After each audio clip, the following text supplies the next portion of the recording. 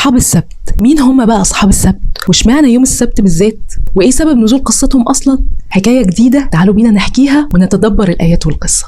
قصة أصحاب السبت نزلت رد على ادعاء وكلام اليهود لما جم للرسول عليه الصلاة والسلام وقالوا له إن اليهود عمرهم ما عصوا ربنا ولا غلطوا وكانوا بيسمعوا كلام ربنا على طول الخط، قال يعني عمرهم ما طلعت منهم العيبة. فالآيات دي والقصة نزلت تكذيب لكلامهم وادعائهم ده. واسألهم يعني يا محمد، اسألهم عن القرية التي كانت حاضرة البحر إذ يعدون في السبت، يعني يعتدون في السبت. طب ايه حكاية يوم السبت بالذات؟ اقول لكم. ربنا سبحانه وتعالى امر سيدنا موسى عليه السلام واليهود ان هم يعظموا في الاصل يوم الجمعة زينا، يبقى يوم عبادة كده وذكر لله. لكن اليهود كعادتهم طبعا رفضوا وعندوا وتكبروا، فقالوا لسيدنا موسى لا، ربنا سبحانه وتعالى ما خلقش حاجة يوم السبت، خلينا احنا يوم السبت ده اليوم بتاعنا. فربنا سبحانه وتعالى حرم عليهم العمل والشغل والصيد يوم السبت ده نهائي، لكن هم استحلوا اللي ربنا حرمه عليهم، فابتلاهم بفسوقهم وعصيانهم في يوم السبت. والابتلاء هنا في الآيات جه في قرية ساحلية يقال إن هي كانت على البحر الأحمر، وكان بيسكنها قوم من بني إسرائيل في زمن سيدنا داود عليه السلام. فكان يجي عليهم يوم السبت تيجي الحيتان والأسماك في البحر ظاهرة وطافية على المية، كبيرة وحلوة ولحمها كتير سمينة وباينة وشايفينها قدام عينيهم. وأول ما السبت يخلص الحيتان والأسماك دي تختفي وما تظهرش غير يوم السبت اللي بعده. اختبار وابتلاء واضح. كذلك نبلوهم بما كانوا يفسقون. المهم في الأول صبروا شوية، بس مع مرور الوقت جزء منهم زهق وما قدرش يصبر، فعملوا ايه؟ بدأوا العصيان واحدة واحدة وبشكل غير مباشر، بدأوا يتحايلوا شوية بشوية كعادتهم طبعا. جماعة منهم عملوا ايه؟ جماعة منهم بدأوا يعملوا أحواض وبرك في المية، فلما يجي السمك يوم السبت يقع في الأحواض والبرك دي، وعملوا حواجز بين الأحواض والبرك بحيث ان السمك والحيتان ما تعرفش ترجع تاني في المية، فالسمك ما يعرفش يرجع البحر ويتحبس في الأحواض والبرك دي، ويجي يوم الحد ياخدوا السمك ويلموه. جماعة تانية يحطوا شباكهم في البحر يوم السبت، فيجي السمك يقع فيه وما يعرفش يطلع، ويجوا يوم الحد يلموا السمك ده ويقولوا ايه؟ احنا ما اصطدناش اهو يوم السبت، احنا تمام.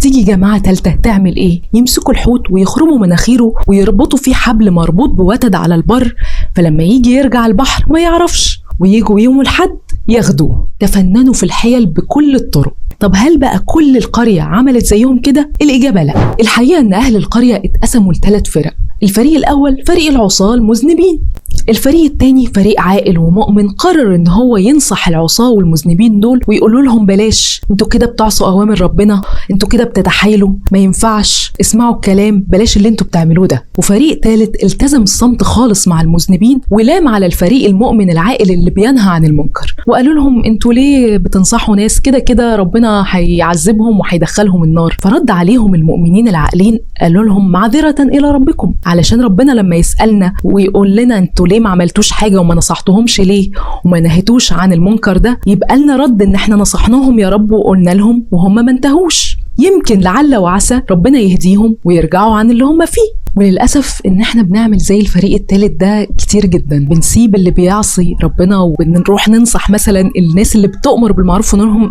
انتوا ليه بتأمروا بالمعروف؟ الناس كده كده رايحة النار، الناس كده كده بتعمل معاصي، بنقول لكم ان هم كده كده رايحين النار. لا، احنا بننصح معذرة عشان خاطر ربنا. وابسط حاجة مثلا حوار المقاطعة، تلاقي الناس بتلوم على الناس اللي بتقاطع وسايبه الناس اللي ما بتقاطعش. احنا يعني بنقاطع معذرة علشان خاطر لما ربنا يسألنا عملتوا ايه لاخواتكم وهم بيروحوا كل يوم، نعرف نرد ان احنا يا رب احنا حاولنا نعمل ابسط حاجة، حاولنا نعمل ابسط الامور. احنا بنسيب اللي بيعمل حاجة الغلط وبنمسك في اللي بيحاول يعمل حاجة صح، ينصح او يعمل حاجة كويسة.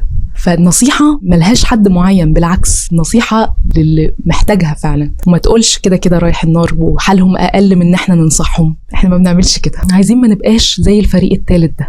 نرجع لقصتنا تاني. لما الحال ما تعدلش والمذنبين العاصيين ما رجعوش عن التحايل اللي هم بيعملوه ده وما سمعوش كلام الناصحين، قرر الناصحين المؤمنين ان هم يعتزلوا الفئة العاصية دي خالص ويبنوا بينهم سور كبير خوفا من عذاب ربنا اللي هينزل عليهم. ويجي يوم عليهم فعلا ما يتسمع لهمش صوت ولا يتشاف منهم حد، فيقرر راجل مؤمن يتسلق السور اللي بينهم يشوف ايه اللي حصل وحصل لهم ايه، فيلاقيهم كلهم اتحولوا لقرود. ربنا نزل عقابه ومسخهم على شكل قرود. فيدخلوا عليهم الناس ويعرفوهم من شكل عينيهم سواء كان راجل أو ست، ويجي القرد منهم يشم هدوم قريبه الإنسي ويقعد يعيط، فيقول له الإنسي مش نصحناكم وقلنا لكم ونهيناكم عن العمل ده؟ فيشاور القرد براسه نعم. وبيقول أهل التفسير إن اللي اتمسخوا عددهم حوالي 70,000، وبيقول ابن عباس رضي الله عنه إن الشباب اتحولوا لقرود وإن مشايخهم اتحولوا لخنازير، وفضلوا أيام معدودة يقال إن هي 3 أيام وبعد كده ماتوا كلهم.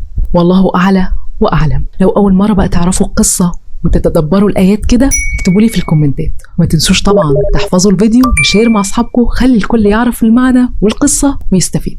ولو عايزين حكايات تانية اكتبوا لي في الكومنتات.